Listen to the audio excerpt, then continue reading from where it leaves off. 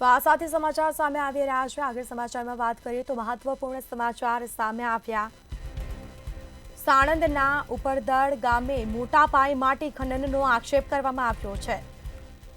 કોંગ્રેસ દ્વારા તંત્રને માટી ખનન રોકવા માટે રજૂઆત કરાઈ છે। તો માટી ખનન રોકવા અને કડક પગલાં લેવા માટે લેખિત રજૂઆત કરવામાં આવી છે। ઉપરદડ ગામે મોટા પ્રમાણમાં માટીનું ખનન ચાલી રહ્યું છે।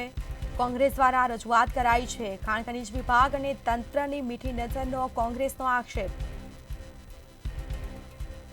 કોંગ્રેસ પ્રવક્તા છું અને જે આ કોંગ્રેસ મીડિયા સેલે અમારું મામલતદારને એક અરજી આપી છે, નોટિસ આપી છે કે ભાઈ સાણંદ તાલુકાના ઉપરદળ ગામની અંદર ખનીજ ચોરીનું મોટું કૌભાંડ ચાલી રહ્યું છે। એટલે કે 2-3 વર્ષથી એક 100 વીઘાનો નંબર છે, એની અંદર 70 થી 80 વીઘા અંદરથી માટી લઈ ગયા છે। તો આ એક કોઈ મોટા જે નેતાઓ હોય એમનો હાથ હોય। હું તો એવું માનું કે તલાટી પણ અંદર હાજર જ હશે, પણ કહેવાનો મતલબ જે મોટા નેતાઓ હોય ને એ હાજર હોય અને એ એમના હાથ નીચે જ આ કામ થઈ રહ્યું હોય। એટલે જે પણ કાયદેસર કાર્યવાહી થાય એ અમે કલેક્ટર સાહેબને જણાવ્યું જ છે। જે પણ કાયદેસર કાર્યવાહી થાય એ જબરબંધી કહેવામાં આવે છે ને ભાજપ દ્વારા કે છોડવામાં ના આવે। આપણે સામાન્ય છે, કોઈ ફિક્સ થાળી 120 રૂપિયા લીધી હોય, તમારે પકવાનમાં 400 રૂપિયામાં ખાવું હોય પૂરું, તો કેવી રીતે ખવાય? તો તમે 5-10 વીઘાનું ટાંડર કે તમે એનો ઠરાવ કર્યો હોય, તમે 80 વીઘામાં ખોદીને જ માટી લઈ જવું ચાલતું હશે?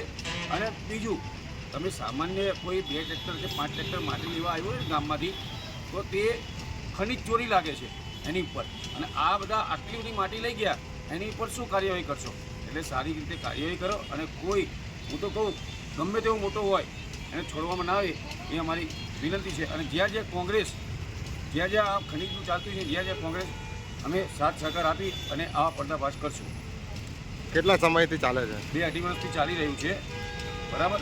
એટલે કહેવાનો મતલબ કે એક આ ખનીજ વિભાગ પણ ધ્યાન નિંદ્રામાં સૂઈ રહી છે અને જેટલી પણ કાર્યવાહી તાત્કાલિક થાય એટલી અમારી ક્યાં ક્યાં જાણ કરી છે? અમે કલેક્ટર સાહેબને સીને નોટિસ આપી છે, બરાબર। અને આગળ પડતા અમે પ્રાંત સાહેબને તલાટી વિરુદ્ધમાં પણ નોટિસ આપશું।